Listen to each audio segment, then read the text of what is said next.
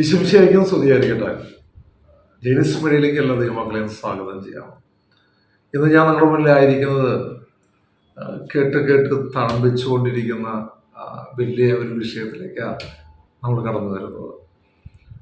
പ്രതികരിക്കണം അല്ലെങ്കിൽ പ്രതികരിക്കേണ്ട, അങ്ങനെ ചില സമയം ചില കൺഫ്യൂഷൻസ് ഒക്കെ കടന്നു വരാറുണ്ട്.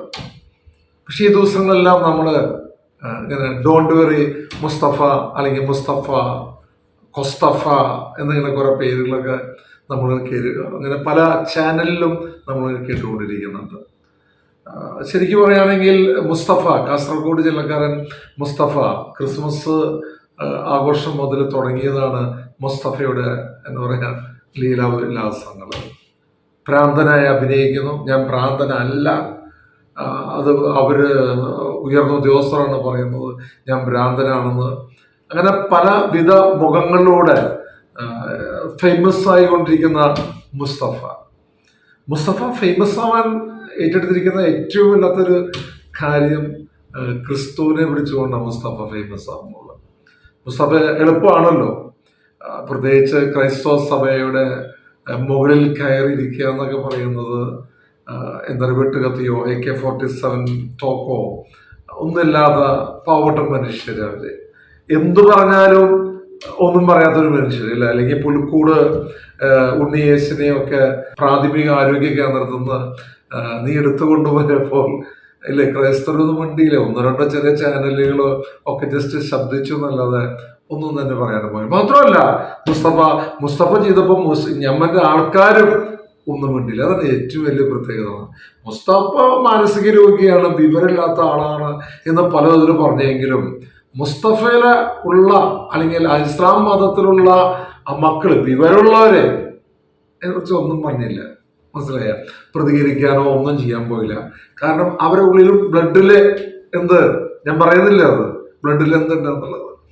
ഇത് തന്നെയാണ് മുസ്തഫ ഇപ്പോ ഇല്ലേ ഇങ്ങനെയുള്ള ഒരു വിശുദ്ധ ഗ്രന്ഥം ഇല്ലേ POC ബൈബിള് എടുത്തുകൊണ്ട് നമ്മൾ കണ്ടു. അതിൽ എണ്ണ ഒഴിക്കുന്നു, അത് കത്താൻ പറ്റാത്തപ്പോൾ പോയി സ്റ്റൗ കത്തിച്ച് ഇതിനെ മൊത്തം കത്തിക്കുന്നൊരു ഭാഗം നമ്മൾ കണ്ടു. ഇപ്പം മുസ്തഫ റിമാൻഡിലാണ്. ഓക്കെ, പക്ഷെ മുസ്തഫ ഒന്ന് ചിന്തിച്ചു നോക്കുക. മുസ്തഫയുടെ ആ ഇസ്ലാം മതത്തെ കുറിച്ചിട്ട് എന്തെങ്കിലും ഒരാൾ പറഞ്ഞു കഴിഞ്ഞാൽ ഈ ലോകം എന്താണ് സംഭവിക്കാൻ പോണെന്നൊക്കെ നമുക്ക് എല്ലാവർക്കും അറിയാം. വടിവാളായിരിക്കാം, കൈവെട്ടിലായിരിക്കും, കാലുവെട്ടി, ഇതൊക്കെ കേട്ട് തളർപ്പിച്ച വിഷയങ്ങളാണ്. ഞാൻ മുസ്തഫേനെ അല്ല ഇപ്പൊ വീണ്ടും ഞാൻ ഫോക്കസ് ചെയ്യാൻ പോകുന്നത്.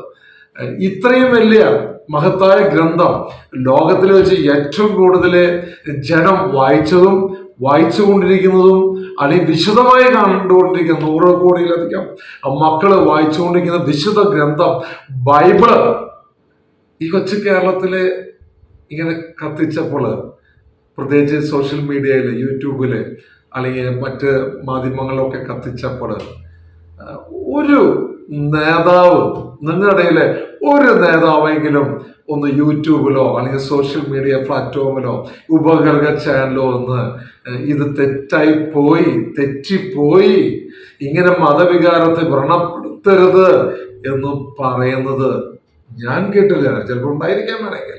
ഞാൻ നോക്കി കഴിഞ്ഞപ്പോൾ ഒന്നും കാണാൻ പറ്റിയിട്ടില്ല. അപ്പൊ ഞാൻ മനസ്സിലാക്കുന്നത് പുൽക്കൂട് തകർത്തവനും അല്ലെങ്കിൽ ഇന്ന് ക്രിസ്തുവിന്റെ അനുയായികളായ ക്രിസ്ത്യാനികളുടെ ജീവഗ്രന്ഥമായ ആ ബൈബിള് പിച്ചു ചീന്തി കത്തിച്ചപ്പോഴും നമുക്കൊക്കെ നമുക്കൊക്കെ ഉള്ളിലൊരു ആഗ്രഹം തന്നെയാണത് അല്ലേ.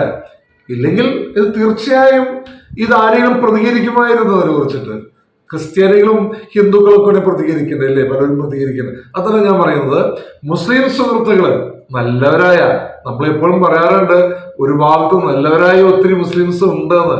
ഈ നല്ലവരായ മുസ്ലിംസ് ഇല്ലേ ഇത്രയും വലിയൊരു ഹീന പ്രവൃത്തി ചെയ്ത് ഒന്ന് ജസ്റ്റ് എവിടെയെങ്കിലും ഒന്ന് പറഞ്ഞിരുന്നെങ്കിൽ, മാപ്പ് ചോദിച്ചിരുന്നെങ്കിൽ ഇന്ന് എത്രമാത്രം നന്നായിരുന്നു. അപ്പൊ ഞങ്ങൾക്കൊക്കെ മനസ്സിലാകുന്നു, ഞങ്ങൾ ഹിന്ദുക്കളായാലും മുസ്ലിംസ് ആയാലും ആരാകട്ടെ, സമാധാനം ഏത് മതത്തിലാണ് സമാധാനം എന്ന് നമ്മൾ കണ്ടുകൊണ്ടിരിക്കുന്നത്, വ്യക്തമായി കണ്ടുകൊണ്ടിരിക്കുന്നുണ്ട്. മുസ്തഫനെ ഞാൻ തെറ്റു പറയുന്നില്ല. മുസ്തഫയ്ക്ക് ഇങ്ങനെ വെള്ളവും വളവും ഒഴിച്ചു തരുന്ന ഒരുപാട് മക്കളുണ്ടെന്ന് ഇപ്പൊ ശരിക്കും വ്യക്തമായിട്ട് മനസ്സിലായി. ഇല്ലേ അവര് ഈ ദിവസങ്ങൾ ഇത്ര ദിവസമായി മുസ്തഫ റിമാൻഡിലായി. ഇനി മുസ്തഫ ഭംഗിയോടെ റിമാൻഡൊക്കെ കഴിഞ്ഞ് പുറത്തേക്ക് ഇറങ്ങി വരും. കാരണം മാനസിക രോഗിയാണല്ലോ, അല്ലെ? ക്ലബ് ഹൗസിലൂടെ പറയുന്നത് ഞാൻ മനസ്സിലാക്കിയല്ല ഇതൊക്കെ ഉള്ളെങ്കിലും മുസ്തഫയെ പിന്താങ്ങാൻ ചുറ്റും ഇഷ്ടംപോലെ ആൾക്കാരുണ്ട്. കാരണം നമ്മുടെ ഒക്കെ ബ്ലഡിൽ അതാ എന്ത്, അവരൊക്കെ ആരാണ് ഞാൻ പറയുന്നില്ല, വാക്കൊന്നും ഉപയോഗിക്കുന്നില്ല. എന്തായാലും ഇഷ്ടംപോലെ മുസ്തഫമാര് ആനന്ദിക്കുക, നിങ്ങള് നല്ല രീതിയിൽ ആനന്ദിക്കുക. കുറെ പേരായി, പ്രത്യേകിച്ച് കത്തോലിക്ക സഭയും ക്രൈസ്തവ സഭയൊക്കെ തകർക്കാൻ കുറെ പേരായി ആയുധങ്ങളും പലവിധ ബുദ്ധിയിലൊക്കെ കളിക്കുന്നു. പറ്റില്ല. കാരണം റിയൽ ദൈവം ക്രിസ്തു അത് അവനെ ആർക്കും തൊടാൻ പറ്റില്ല. മനസ്സിലാവുന്നുണ്ടോ? ഞങ്ങൾ പ്രാർത്ഥിക്കുന്നുണ്ട്. ഞങ്ങൾ വാളെടുക്കാനും തോക്കെടുക്കാനൊന്നും പോകില്ല. ഇന്ത്യ മഹാരാജ്യത്ത് നമ്മളെല്ലാവരും ഒരുമിച്ച് കൈകോർത്ത് നിൽക്കുന്നതാണ്. പക്ഷെ എന്നിരുന്നാലും ഒരാൾക്ക് തെറ്റ് പറ്റുമ്പോൾ തെറ്റ് പറ്റി എന്ന് മുസ്തഫയ്ക്ക് വിവരമില്ലെങ്കിലും, കാരണം ഭ്രാന്തനാണല്ലോ മുസ്തഫ, അതുകൊണ്ട് മുസ്തഫയ്ക്ക് പറയാൻ പറ്റില്ല. കാരണം വിവരമില്ല. പുൽക്കൂട് നശിപ്പിച്ചപ്പോൾ അല്ലെങ്കിൽ ഇത് വിവരമില്ല. ഇനി വിവരമുള്ള ഇല്ലേ, നമ്മൾ പറഞ്ഞില്ല, ഞങ്ങളൊക്കെ ഹൈ എഡ്യൂക്കേറ്റഡായി മാറിയ ഒരുപാട് ഒരുപാട് എഡ്യൂക്കേറ്റഡ് ആയ ആൾക്കാരുണ്ട്. അവർക്ക് ആഗ്രഹിക്കുന്നത് തന്നെയാണ് മുസ്തഫയെ ഒരു കരുവാക്കി മാറ്റുകയാണ്. എന്തായാലും നിങ്ങളിൽ നിന്നും ഇത്ര ഞങ്ങൾ പ്രതീക്ഷിക്കുന്നില്ല. എന്നാലും വീണ്ടും ഞാൻ പറയുകയാണ്, ഇനി ഇങ്ങനെ ഈ മഹാഭാരതത്തെ ആർഷഭാരതത്തെ നമ്മളൊക്കെ ഒരുമിച്ച് പോകുമ്പോൾ ഇനി ഇങ്ങനെ കുത്തി മുറിവേൽപ്പിക്കരുത്. ഞങ്ങൾ പ്രാർത്ഥിക്കുന്നുണ്ട് കേട്ടോ. മുസ്തഫയ്ക്ക് വേണ്ടി മാത്രമല്ല, മുസ്തഫയെ ഒരുക്കിയ എല്ലാവർക്കും വേണ്ടി പ്രാർത്ഥിക്കുന്നുണ്ട്. ആമേൻ.